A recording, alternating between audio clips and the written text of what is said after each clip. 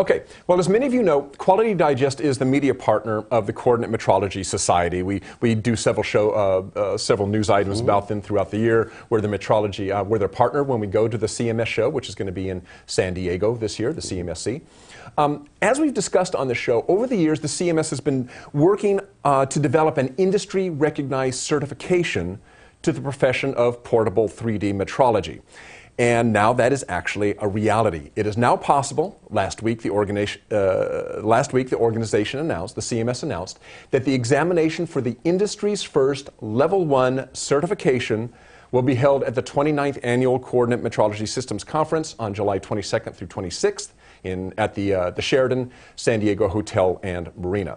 So here to tell us about Level 1 certification and its importance to industry is Randy Gruver, the CMS Certification Committee Chair. Hello, Randy.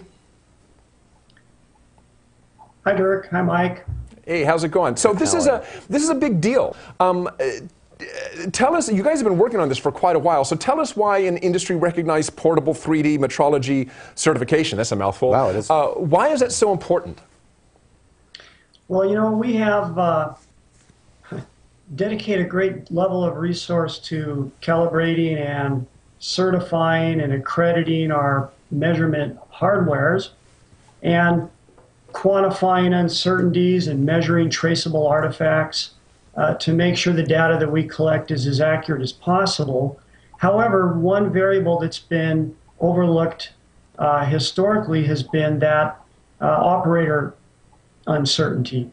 So this credential is a way for an operator to demonstrate that they abide by a code of ethics that the CMS has drafted and that they have met a peer review process and perform at an industry standard level. Hey, Randy, you mentioned operator uncertainty, so that's a good point. Remind us a little bit about the measurement studies that the CMS did. I think you guys have done, what, 2 or 3 of them, that really pointed out why industry needed a certificate.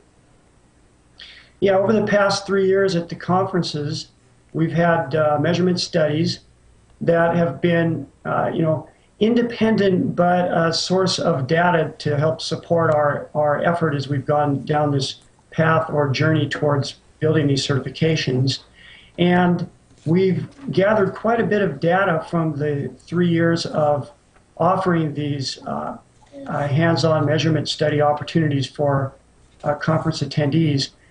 The data has clearly demonstrated that the uncertainty that can be induced by the operator is significant. As a case in point, the first year we did the study, we had micrometers and dial calipers, and we're measuring gauge blocks, and we had up to 1 inch variation in some of the results from folks that were using. And these are from people who are supposedly qualified metrologists, right? Yeah, by and large, certainly folks associated with the industry. Amazing. Well, Randy, let's turn this around a little bit and ask this maybe from the perspective of the companies, the manufacturers in the space, those that are in environments that are large volume, close tolerance environments. What do those companies, those manufacturers, what are they asking for? Why do they feel a need, and what have you heard from them in terms of their needs for their personnel to be certified? What's the value for them in this?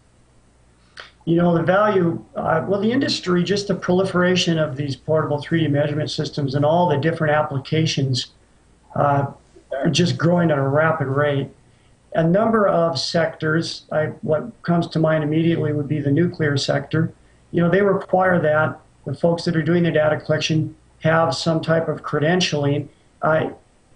If they don't, they provide competency testing prior to even having you successfully perform those measurement operations for their organization. So the credentialing aspect is becoming ever more important on a regular basis for many sectors of the market that portable 3D metrology serves. Hey, Randy, we had a question come in from a reader here, so let me, Christopher, if you can pop that up. Oh, this is very specific. I use a ferro arm as part of my job, so this is portable 3D metrology, obviously. How would this test or certification apply to me? And this is apparently an aerospace employee. Yeah, boy, that was perfect. Very timely question. The Level 1 core certification is general knowledge in portable 3D metrology of instruments, technologies, how environment impacts your data collection, real core kind of knowledge. The Level 2 certification is going to be a hands-on performance-based assessment. Our first Level 2 assessment is for portable coordinate measuring machines like the ferro arm. So that is being developed right now as we speak, and we're going to pilot that performance assessment in San Diego this year, which will be the Level 2. There'll be a follow-on Level 2 for laser trackers and scanners and et cetera. So Randy, is this both a written test and a what would you call it, a practical test, a hands-on test? I mean, describe what the certification test entails. Great. The Level 1 certification is a prerequisite for any Level 2, and the Level 1 certification is a web-delivered, multiple-choice, 200-question assessment that's given in a proctored environment, general core fundamental knowledge in portable 3D metrology.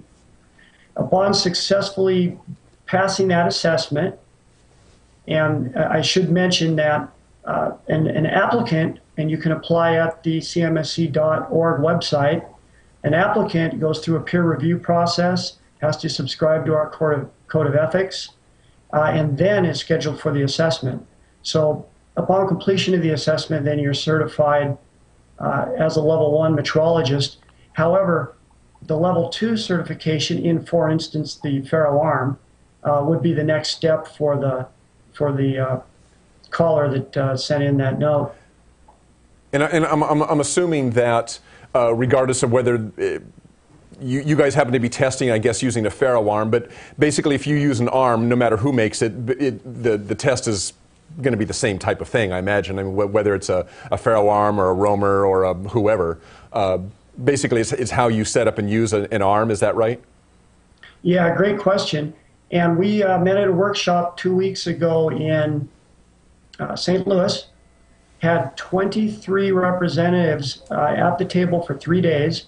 And these were folks that were the arm manufacturers and the software manufacturers, service providers, and academia, and even standards labs. We all came together, spent 3 days crafting this performance-based assessment for arms, and the intent was to make it as neutral as possible to the brand of arm or brand of software that you were using. Okay. Randy, we're just about out of time here, so tell us where do people go now to take this test, and how much does it cost? Just real briefly here. Okay, to apply for sitting for the examination would be cmsc.org. Very bottom of the home page, there's a button that says apply for certification. Then there are a number of links within there that link you to all the forms and all that guide you through the application process. All right. Thank you. And they'll be able to take that test down in San Diego, or the practical test down in San Diego. Is that right? Yeah, the cognitive assessment, the Level 1 assessment, will be offered in San Diego. And we're also planning on offering it naturally each year at the conference, but we're also working on a plan right now to make it geographically available around the country in a proctored environment, as well as internationally. Okay. Well, Randy, thanks for joining us on the show here. As Randy said, if you want more information on the certification, go to cmsc.org. And I believe Randy said down at the bottom there is a link that or a button you can push that will take you out to get information on the certification. Randy, thanks for joining us. Okay. Thanks, Mike. Thanks, Dirk. Okay, so long. Than's, Randy. Good. All right. Yeah, hey, we're looking forward to that in San Diego. Yeah, coming up. Always a good show in CMSC if you've ever checked it out. It's a fun show. It's a fun show. If you're in any of these environments, certainly aerospace, automotive. Large-scale 3D measurement. Yeah, no, definitely check that out. San Diego, hey, nice venue. Yeah, so there you go. There you go. Okay. All right, well, we're going to turn...